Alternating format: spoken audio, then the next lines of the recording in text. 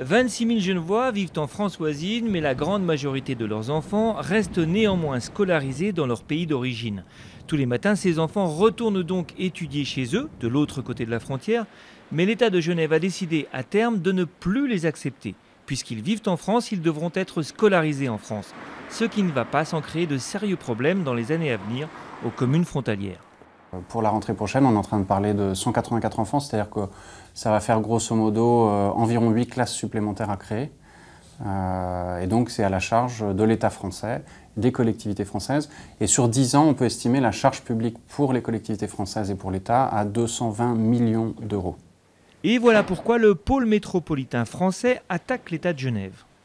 On est dans le cadre d'une construction d'agglomération, donc on doit travailler ensemble, et que cette décision unilatérale qui a un impact majeur sur les collectivités françaises, ils l'ont prise sans même nous en parler, sans discuter avec nous. Et donc ça, c'est pas acceptable.